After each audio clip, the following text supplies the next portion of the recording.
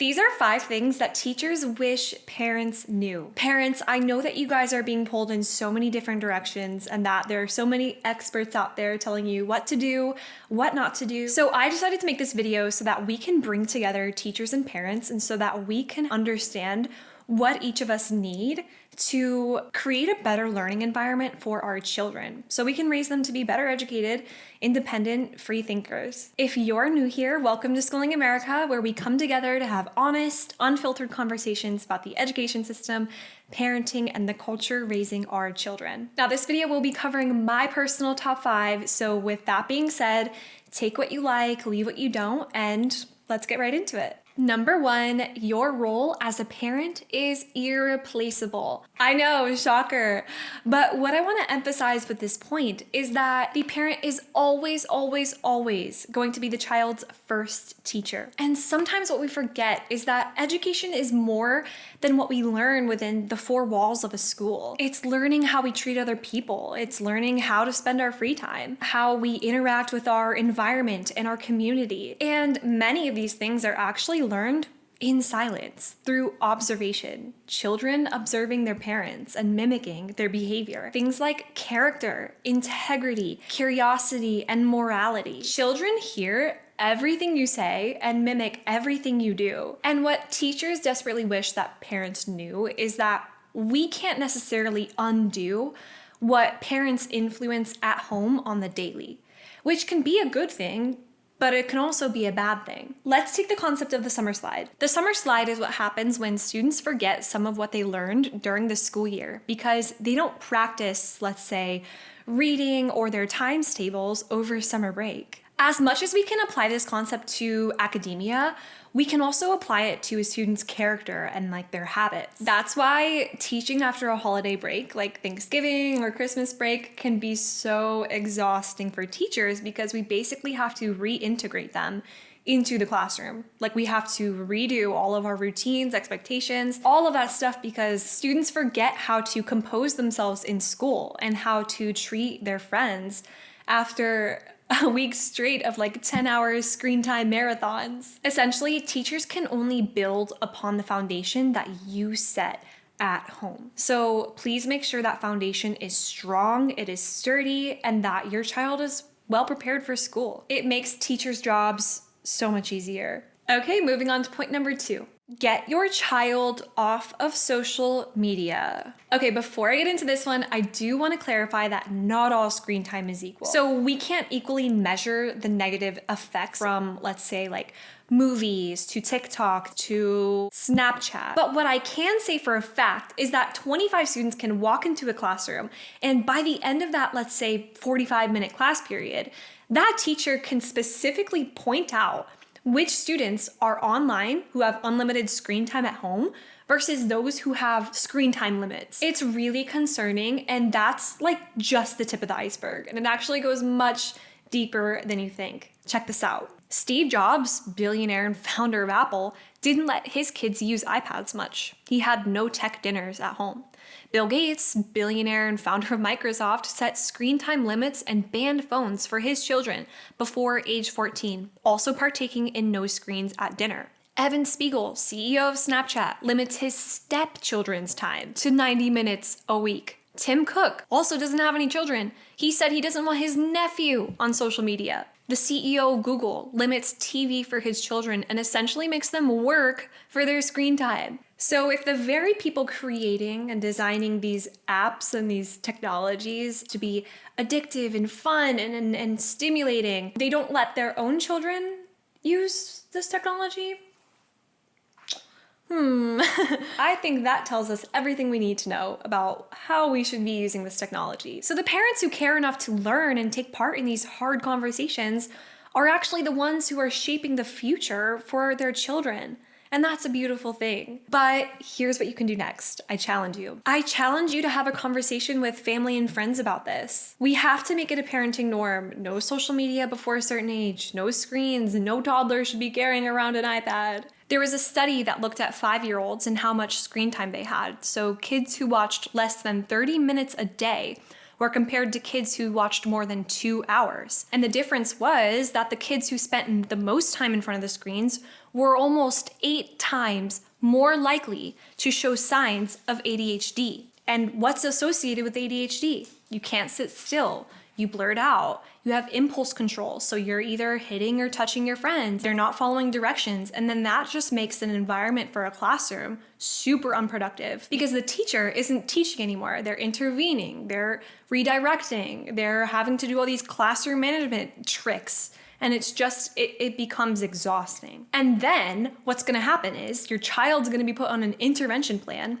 And then your school psychologist will come up to you and tell you as the teacher or the parent, I think we need to get your child on Vyvanse. We need to put them on Adderall, which is insane. Like that literally blows my mind. But with the study I just mentioned, it goes to show that a lot of cases of ADHD are learned diagnoses. Like if you just change your environment or if you change your diet, these symptoms and this misbehavior will magically disappear. It's almost as if we're not meant to sit in front of screens for 8 hours a day. It's one thing to be ignorant and not be aware of these types of things, right? But when parents know the truth about smartphones and social media and technology's negative effects on our children's brains, and they still willingly put their children in front of these tablets and just let them run off in the house with their phones, it becomes a form of neglect. And we can't afford that apathy anymore. Our children deserve better. Some children grow up holding their iPads more than they hold their own mother's hand. So we just wish more parents would partake in these phone-free, screen-free childhoods because we see the benefits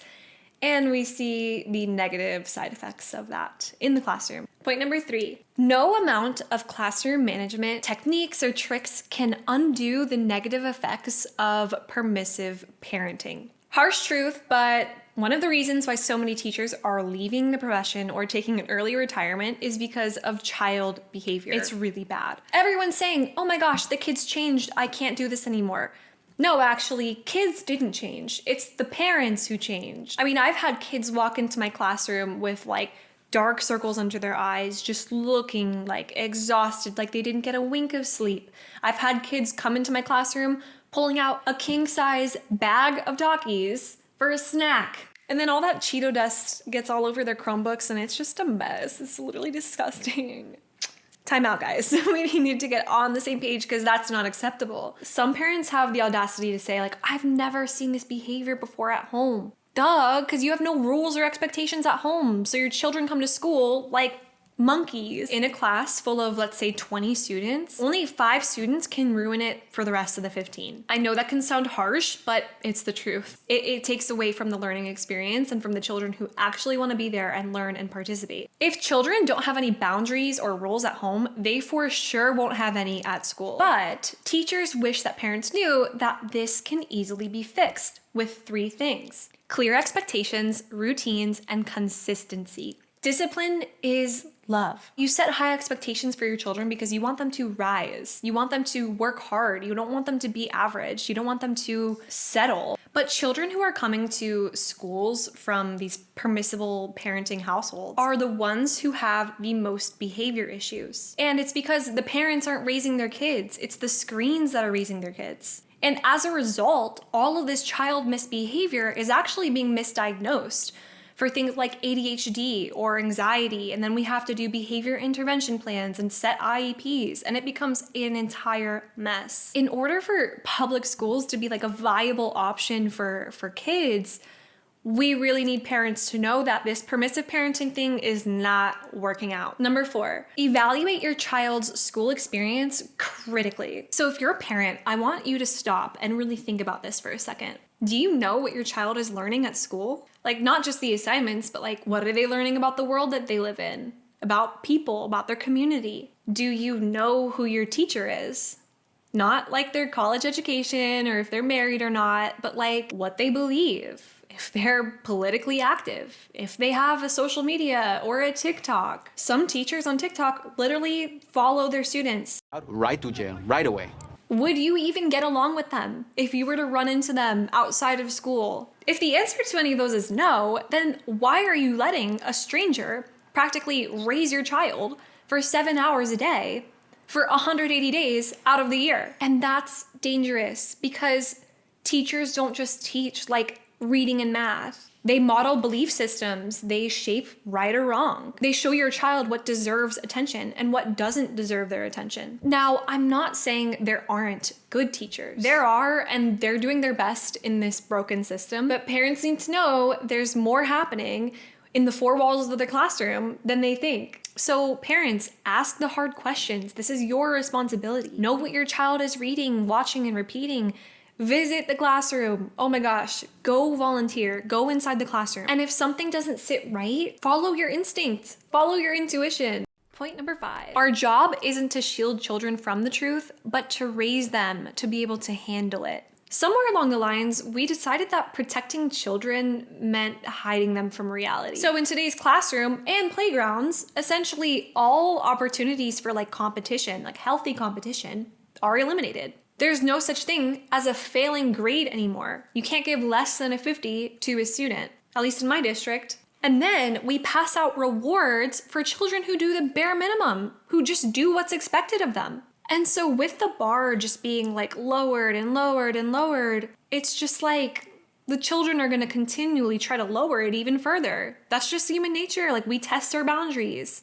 We see what we can get away with. And the school system has failed because it's allowed children to get away with far too much. And how that's translated in the classroom is that some classrooms prioritize feelings and being nice over being correct, over the truth. And parents need to know that is incredibly dangerous, especially in a school setting. Ignoring the truth just temporarily distorts reality. And sooner or later, the truth will catch up to you and break the facade that you decided to create in your head. We need to, now more than ever, make our children resilient and strong, like mentally, because really bad things can happen when children or adults feel helpless or powerless or hopeless. We cannot afford to be raising children that have meltdowns when they're told no. Parents desperately need to know that shielding their children from like friction or shielding them from challenges doesn't make them like stronger, right? You're making them weaker. When we remove any possible struggle from our children, we're also removing the strength that comes with overcoming. Honestly, there's so much more that I could say about all of this, but if you're a teacher or parent,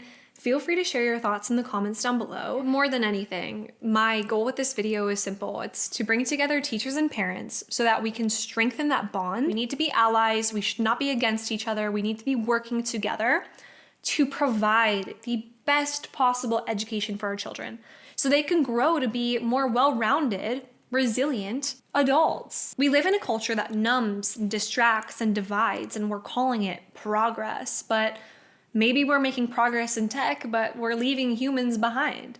We have to nurture our soul. We have to nurture our spirit, and our children are the most important. If we can figure out a way to start listening to each other truly and rebuild the bond between schools and homes, parents and teachers, then we'll start to see real progress. Thank you for watching this video. I will see you guys next time.